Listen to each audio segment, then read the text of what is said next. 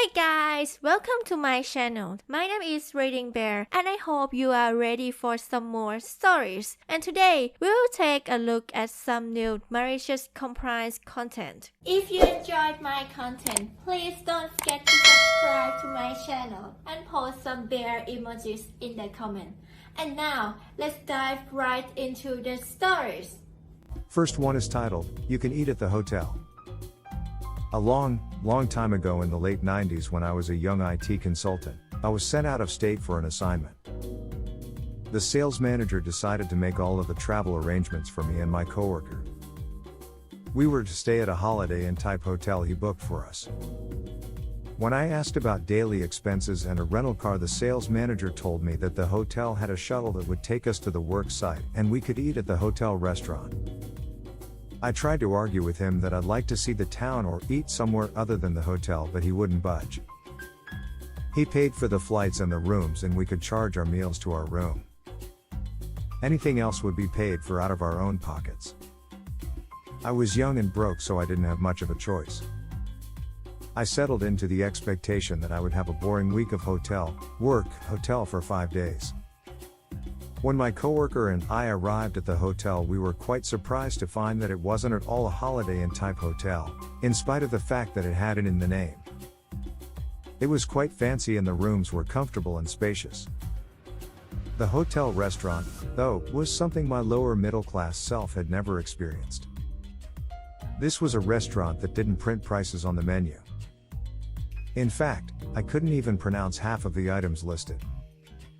Meals were a set cost regardless of what you ordered. Breakfast was $40 per person. Lunches and dinners were $60 per person. Knowing we had no car and no way to expense anything that wasn't charged to the room, my coworker and I dutifully ate 3 meals a day in the hotel restaurant.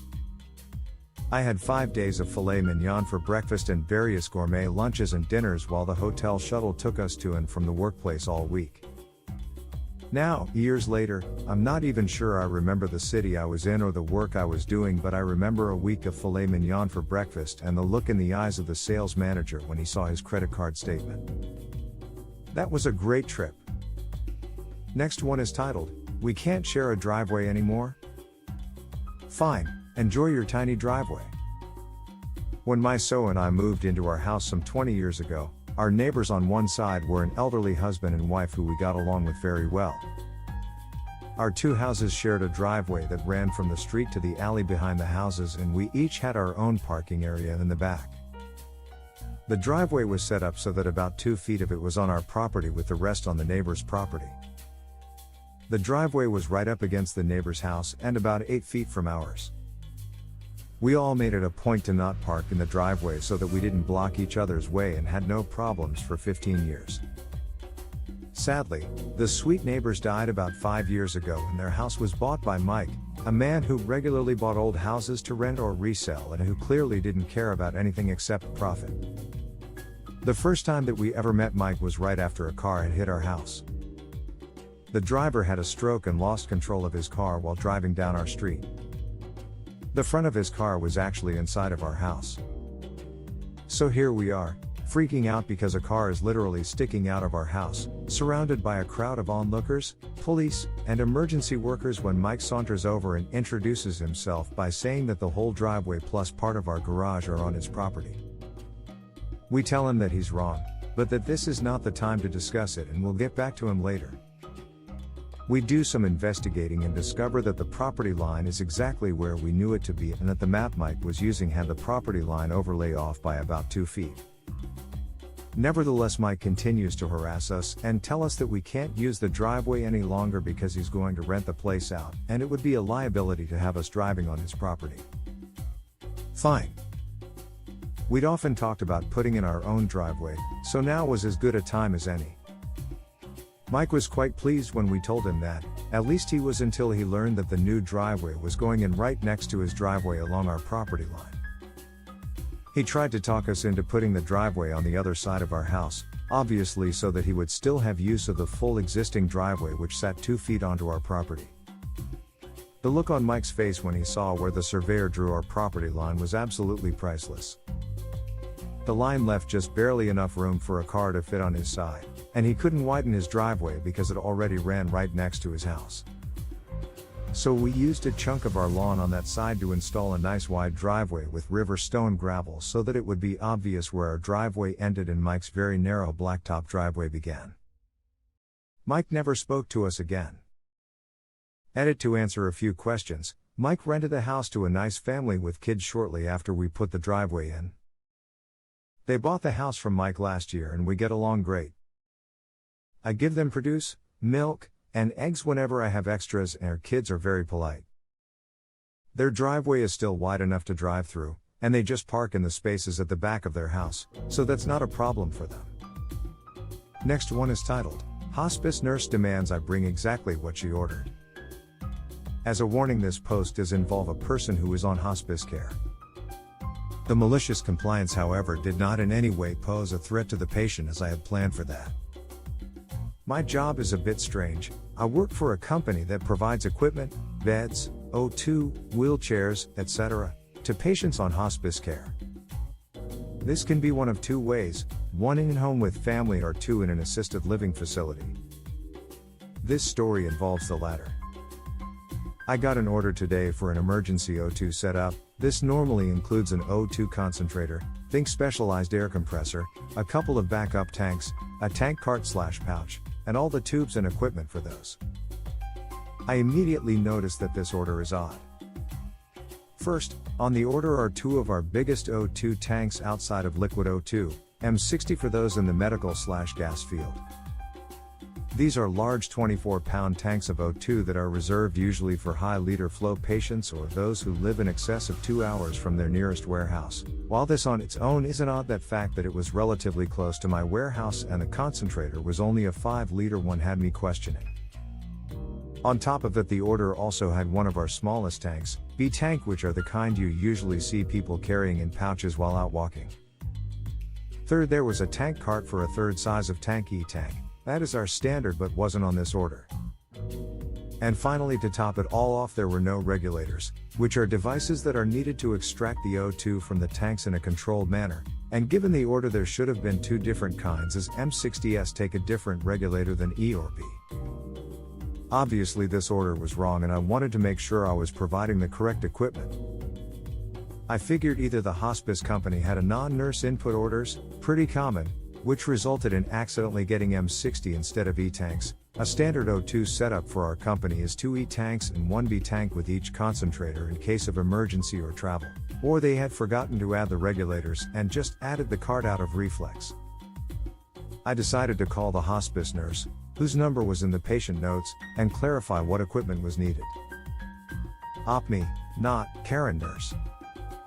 OP, hi, this is OP with Health Company. I'm calling in regards to your order for patient. Not, yes? With the nastiest tone you can imagine. OP, telling myself she's had a stressful day as healthcare is brutal. I have a few questions regarding the equipment ordered. Some of the equipment is incompatible and or missing. Not, I know what I ordered. Just hurry up and bring it, can't you see it's a stat order? OP, yes ma'am, I'm just trying to ensure that we're providing the correct equipment for the patient. Some of this equipment doesn't seem needed and others are missing key parts. Not, I'm a nurse and you are just a ducking delivery driver, you don't know what you're talking about. Do not question my decisions and just bring what I ducking ordered now. OP, right away ma'am, I'll be there in 10 minutes. Now I may not be a nurse but I've been doing this a while. So I go ahead and load up the order. But I also load the regulators that might need as well as the standard O2 tanks just in case. While I was down to maliciously comply, I didn't want to endanger a patient. I figured I'd let the facility staff know, give them the extra equipment, and let the hospice nurse suffer when the facility reported on her incompetence. I get there and screen into the facility where I'm directed to the nurse's station for the patient's unit.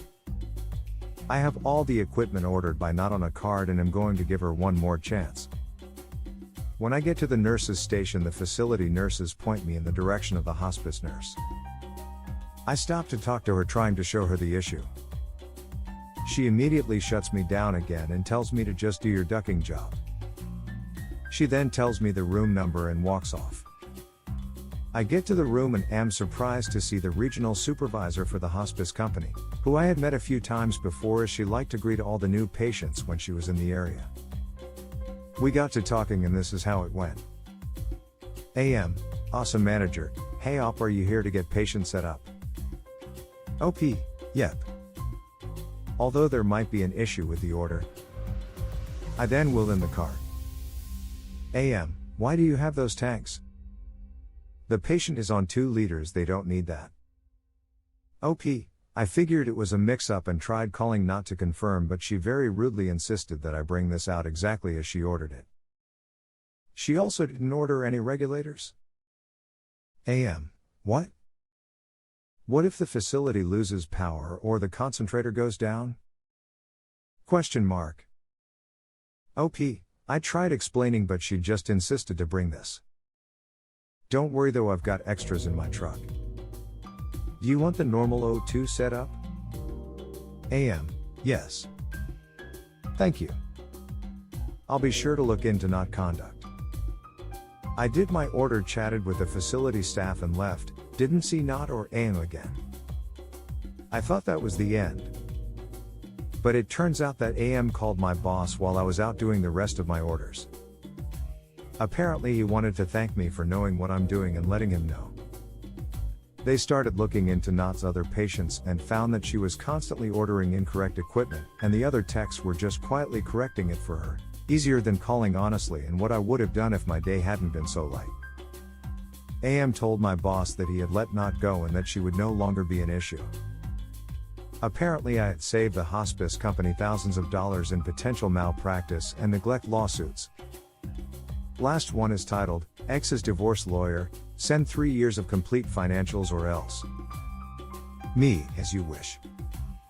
This happened several years ago when my ex and I were going through a heated divorce/custody battle. While we were married, we had a couple of conversations about how rich people hide their assets to avoid paying taxes. I've never had enough assets to do this, but she somehow got the idea that I wasn't and told her attorney that I was laundering money and hiding income. It was more likely the heat of the moment, as divorce/custody battles often come down to. I couldn't even afford my own attorney, so I represented myself. Her lawyer wasn't a total butt, but he clearly was out to get me, and he talked down to me like I didn't deserve to breathe the same air. One day, I get a letter in the mail from him requesting an updated income declarations form and 3 years of financials. It had a long list of things to include. I own a communications tech company that was in super startup phase back then. Money was already tight. I was trying to get this business off the ground with no financing. I was finishing my MBA with scholarships and loans, so paying for copies and postage or driving this 30 miles to his office meant eating peanut butter and saltines for a week. So I called him to explain my situation. He all but called me a liar and didn't believe I couldn't afford it. I was put off by that, and I said this was taking time away from business I needed to handle. To which he replied, and I'll never forget this, well, according to your income declarations, you're not that busy. What do you do all day? He then said if he didn't get these documents, he would consider my previous filings as fraudulent, tell the judge, contact the DA, and also alert the state tax agency and IRS. Probably an empty threat, but I'm no lawyer. FX is one of the services my company provides, and at this time it was relatively unknown. So I asked him if he has a fax machine. He said he had a fax/scanner/copier device, then said what law office doesn't have a fax machine? And I suddenly got an idea. Okay, I said to him, I'll put together and fax whatever I can. Okay, mother ducker. You want 3 years of financials? You got it. I scanned to PDF every receipt I could find. McDonald's receipt from 5 years ago? Duck it, won't hurt to include it. CVS receipt? It's 3 miles long, perfect. They get the $1 off toothpaste coupons too. I downloaded every bank statement, credit card statement, purchase orders from vendors, and every invoice I sent to clients.